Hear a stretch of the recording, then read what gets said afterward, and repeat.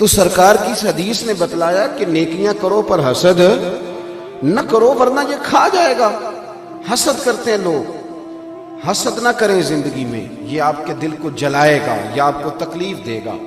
اور اعلیٰ حضرت بریلوی رحمۃ اللہ علیہ کا تو ایک جملہ اس عنوان پر بڑا ہی شاندار ہے۔ میرے اعلیٰ حضرت فرماتے ہیں حسد کرنے والا بندے پر اعتراض نہیں کرتا، وہ تو رب کی تقسیم پر اعتراض کرتا ہے، اللہ کی تقسیم پر اعتراض کرتا ہے کہ اسے کو دیا مجھے دینا چاہیے تھا۔ حسد نہ کریں، رشک کریں، رشک کریں زندگی میں۔ آپ اللہ کے حضور دعا کریں، یا اللہ کیا شان ہے تیری، اس کو دیا ہے، میں بھی تو تیرا بندہ ہوں، مجھے بھی عطا فرما۔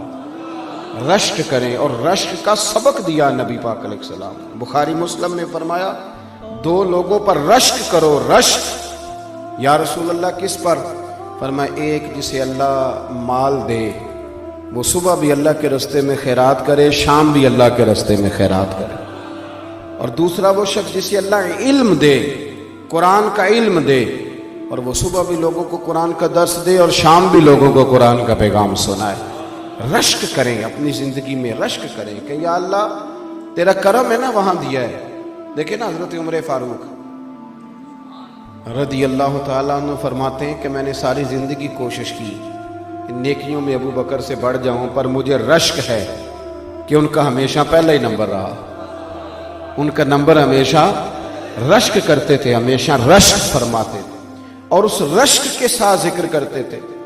کسی نے آپ سے پوچھا، عارف رومی علیہ رحمہ اس کو لکھتے ہیں، کسی نے پوچھا حضرت عمر سے کہ آپ کہتے ہیں کہ میں آدھا مال، ویسے آدھا مال بھی لے کے آنا بڑا مشکل کام ہے، کہ 2.5 زکوٰۃ دینی پڑتی ہے نا رمضان میں، تو 15 مفتیوں سے لوگ فتویٰ پوچھتے ہیں۔ ہاں جی، یہ بھی کہتے ہیں کہ تھوڑے سے میں نے پیسے بھی دینے ہیں، ابھی فلانا بھی مسئلہ ہے، 15 لوگوں سے مسئلہ، آپ ناراض نہ ہونا۔ میری چھوٹی سی رائے یہ ہے کہ زیادہ مسئلے پوچھتے اس لیے کہ کوئی گنجائش نکل آئے، ورنہ بات تو ایک ہی ہوتی ہے جو سب بزرگوں نے بتانی ہوتی ہے، پوچھتے رہتے ہیں تفصیلات میں۔ 50% دینا خاصا مشکل کام ہے، لیکن حضرت عمر کہتے ہیں میں لایا تھا 50%۔ توجہ ہے میری بات پر؟ حضرت ابی بن کعب نے کہا تھا حضور میں نے سارے پیسے اللہ کے رستے میں خیرات کرنے ہیں، تو سرکار نے فرمایا نہیں، چوتھا حصہ دو۔ حضرت ابو لبابہ نے بھی عرض کیا تھا حضور سارے دینے ہیں، فرمایا نہیں، چوتھا حصہ دو۔ ہاں، ایک ابو بکر صدیق ہیں جو سارے لے کے آئے تو میرے رسول نے سارے ہی قبول فرمائے۔ تو حضرت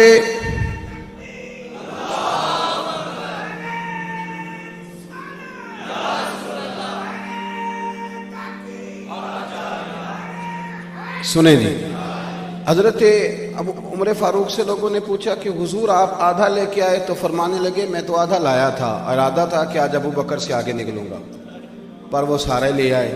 لیکن فرماتے ہیں کہ جو سوالات حضور نے پوچھے وہی بڑے قابل رشک تھے، جو سوالات پوچھے وہی قابل رشک تھے، اور فرماتے ہیں سوالوں میں بڑا فرق تھا۔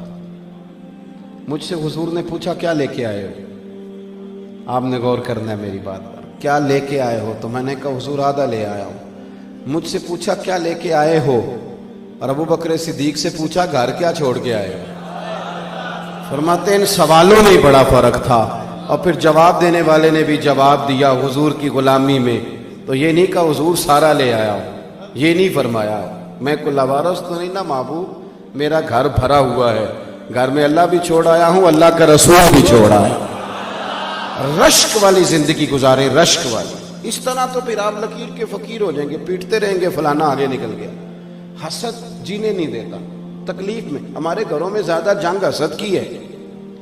وہ جیٹھانی صاحبہ کہتی ہیں کہ دیورانی نیا فریزر لے آئی ہے، گرمیاں بھی آئی نہیں، تو چاہے قرضہ اٹھا یا کسی کو لوٹ معاذ اللہ، لیکن مجھے نیا فریزر۔ یہ جو دوڑ لگی آپ کے ملک میں نا، بڑی غربت ہے، پریشانیاں ہیں، آزمائشیں، لیکن نئے ماڈل کا موبائل شارٹ ہو جاتا ہے مارکیٹ سے، پرانے ماڈل کا مل جاتا ہے، نئے ماڈل کی گاڑی شارٹ ہو جاتی ہے، اور نئی بکنگ کا معاملہ یہ ہوتا ہے کہ جس نے فٹافٹ لینی ہے وہ 2 لاکھ زیادہ دے کے لے لیتا ہے۔ یہ معاملہ کیا، یہ دوڑ لگی ہوئی ہے، کسی طریقے آگے نکل گئی، اور بڑے لوگوں کی دوڑ بھی بڑی بڑی لگ گئی۔ حسد نہیں کریں، اس تکلیف سے بچیں۔ حضرت عائشہ صدیقہ رضی اللہ تعالیٰ عنہ فرماتی ہیں ساری زندگی میں نے سیدہ خدیجۃ الکبریٰ پہ رشک کیا، میں نے رشک کیا۔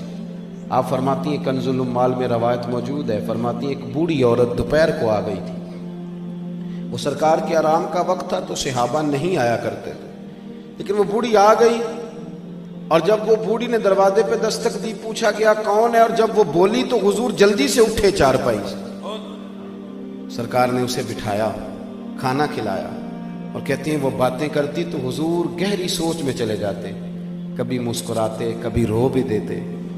بڑے لوگوں کو حضور وقت دیتے تھے پر اسے انفرادی وقت دیا، اور جب وہ جانے لگی تو حضور نے تحفے بھی دیے۔ وہ خاتون چلی گئی تو میں نے عرض کی حضور یہ کون تھی؟ بڑے لوگ آتے ہیں پر آپ نے کوئی بڑا ہی اعزاز دیا یا رسول اللہ، اور بڑا میں نے انفرادی رنگ دیکھا ہے۔ کہتے ہیں سرکار خاموش ہو گئے، پھر حضور کی آنکھوں میں آنسو چمکے، اور سرکار فرمانے لگے عائشہ یہ میری پہلی زوجہ سیدہ خدیجۃ الکبریٰ کی سہیلی تھی، یہ جو خدیجہ جب ہم مکے میں رہتے تھے تو یہ آیا کرتی تھی، خدیجہ اسے کھانا کھلاتی تھی، اس کی باتیں سنتی تھی، اسے وقت دیتی تھی، اسے تحفے دیتی تھی۔ آج جب یہ دوبارہ آئی ہیں تو وہ ساری یادیں تازہ ہو گئی۔ جناب عائشہ صدیقہ رشک سے بیان کرتے، تھوڑا تھوڑا نکلیں اس دور سے۔ آپ یقین کریں کہ بہت بڑے آدمی سے کبھی بڑا چھوٹا جملہ سننے کو مل جاتا ہے، اور پس منظر دیکھتے ہیں تو کمزور بات نکل آتی ہے۔ ایسا نہ کریں۔ اس حسد کا نقصان یہ ہوا ہے کہ معاشرے کے اندر ہمارے بچے سمجھنے لگے کہ شاید ہم چوروں کے بیچ رہتے ہیں، ڈاکوؤں کے بیچ رہتے ہیں، کوئی شخص یہاں ٹھیک نہیں۔ آپ کسی کا نام لے دیں کسی بچے کے سامنے، سیاستدان کا، لیڈر کا، فوراً اس کو تربیت دی جاتی ہے، چور ہیں سارے چور، مجھے جی فلاں پیر صاحب بڑے اچھے، وہ دکاندار ہیں سارے، فلاں علامہ صاحب نے کل بڑی عمدہ بات چھوڑ، تو مولویوں نے روٹی روزی کا نظام بنایا۔ ہم نے بچوں کا یہ مزاج بنا دیا، وہ ہلکا سا جو حسد تھا اس کو اتنا بڑھا کے بیان کیا کہ کوئی شخص اچھا رہا ہی نہیں۔ میں ملک سے باہر تھا تو ایک صاحب مجھے کہنے لگے پاکستان کا بڑا برا حال ہے، دینی حلقوں کا، غیر دینی حلقوں کا۔ میں نے کہا یہاں بیٹھے ہیں آپ کو کیا بتاؤ؟ کہنے لگے جی کیا کر رہے ہیں مدارس؟ میں نے کہا سنو، رمضان المبارک میں مسجدیں تھوڑی ہوتی ہیں، حافظ زیادہ ہوتے ہیں، حافظوں کو جگہ نہیں ملتی، مدارس کوئی کام نہیں کر رہے۔ طریقت میں ٹھیک ہے بڑی پریشانیاں آئی ہیں، لیکن اللہ کے فضل سے اب بھی ڈھیروں مرید ایسے ہوتے ہیں جن کی داڑھی سنت کے مطابق ہوتی ہے، جن کی پیشانیاں سجدوں کی لذت سے آشنا ہوتی ہیں، تو وہ شیخ ایسا ہے جو لوگوں کو ذکر و درود کی عادت ڈال رہا ہے، تو یہ رنگ چڑھا ہوا ہے نا۔ اور جہاں تک عوام کی بات ہے تو یہ زلزلہ آیا، سیلاب آیا، تو ہم نے دیکھا 30 سال ہو گئے جس بوڑھی کی شادی کو، اس نے جہیز کی رضائی نہیں نکالی تھی، پر اس نے بھی نکال کے دے دی، کہنے لگی اب وقت آیا ہے، میں زلزلہ والوں کو دینا چاہتی ہوں۔ میرے بھائی جس بچی نے خود مشین پر بیٹھ کر جہیز بنایا تھا، اس نے بھی اپنی ابا سے کہا کہ میں 3 کپڑوں میں چلی جاؤں گی لیکن یہ زلزلہ زدگان کو دے دو۔ ملت کے جوان جنہیں تم برا کہتے ہو، ایک بوڑھے کو 1 بوتل خون کی ضرورت ہوتی ہے تو 13 نوجوان سڑک پہ کھڑے ہوتے ہیں کہ ہم حاضر، اور پھر آپ کو کیا ضرورت ہے یہ کہنے کی کہ یہ وطن کسی چور کا، کسی ڈاکو کا ہے؟ یہ وطن کسی چور کا نہیں، کسی ڈاکو کا نہیں، کسی سیاستدان کا نہیں، یہ وطن داتا علی اجمیری کا ہے، یہ بابا فرید الدین مسعود گنج شکر کا ہے۔ کیوں آپ کچی پکی باتیں کرتے ہیں؟ آپ اپنی زبان پر تعریف لائیں تو صحیح، آپ بات کریں تو صحیح، مزاج نہیں۔ میں چلا گیا، یہ صحابے کے پاس قبر ہے شہاب الدین غوری کی، پتہ ہے آپ کو؟ اللہ کرے آپ کو پتہ چل جائے، آمین تو کہہ دیں، کیونکہ ان کا عرس نہیں نہ ہوتا، اس سے زیادہ نشین کوئی نہیں اور گلہ شلہ کوئی نہیں، الا ماشاءاللہ، ورنہ بات بڑی بن جاتی، فوٹو پہ فوٹو لگی ہوئی ہوتی۔ شہاب الدین غوری، کسی نے پوچھا کہاں رہتے ہو تو کہنے لگے گھوڑے کی پشت پہ۔ بہت بڑے صوفی کا نام لے رہا ہوں میں، اور یہ آپ جا کے دیکھیں، یہ ان کا مزار اسی بندے نے بنایا جس نے آپ کو ایٹمی طاقت بھی بنایا ہے، اور وہ کتاب کھولنے کی ضرورت نہیں، ان کے مزار پہ لکھا ہے کہ یہ قبر ڈاکٹر عبد القدیر خان نے بنوائی ہے، اور بڑا شاندار مقبرہ بنوایا ہے۔ اور شہاب الدین غوری کی قبر پہ جو سب سے پہلا لفظ لکھا ہے وہ یہ لکھا ہے کہ منظور نظر خواجہ معین الدین چشتی اجمیری، پہلا لفظ لکھا ہے، کیونکہ ہمارا مزاج نہیں۔ اور یہ بھی بات ضمناً آ گئی کہ دربار اسی بندے نے بنایا ہے جو آپ کو ایٹمی ہتھیار بھی بنا کے دیتے رہے، اور ڈاکٹر صاحب اور میزائل کا نام بھی گوری ہے۔ میری بات کی سمجھ آ رہی؟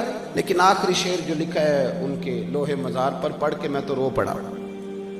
وہ آخری شعر لکھا ہے، اپنے بھی جس کو بھول گئے تھوڑی دیر میں، وہ مرد درویش دفن ہے اس مٹی کے ڈھیر میں۔ اپنے بھی جس کو بھول گئے تھوڑی، میرے دوستو یہ لوگ تھے جو اس وطن کے، اس دھرتی کے اصل وارث تھے۔ ایک تو زندگی میں حسد نہیں کریں، دوسرا نا جو جس مقام پہ ہے، ویسے بھی میں بیان آپ حضرات سے کر رہا ہوں، بزرگوں کے ساتھ نہیں، تھوڑا تھوڑا نا تکبر بڑھتا جا رہا ہے۔ ہم نا دوسرے کا وجود قبول کرنے کو تیار نہیں۔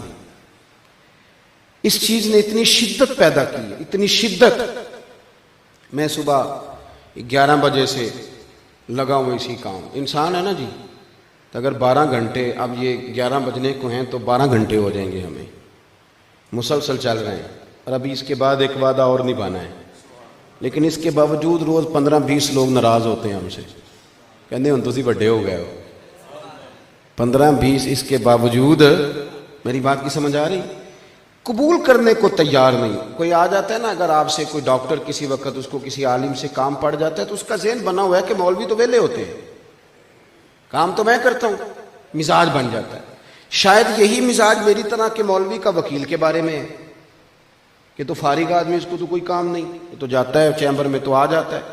وجود تسلیم نہیں کرتے، حالانکہ اگر آپ وجود مانیں نا تو مسجد میں الیکٹریشین کی بھی بڑی ضرورت ہے، وہ پنکھا چلائے گا تو نماز سکون سے پڑھی جائے۔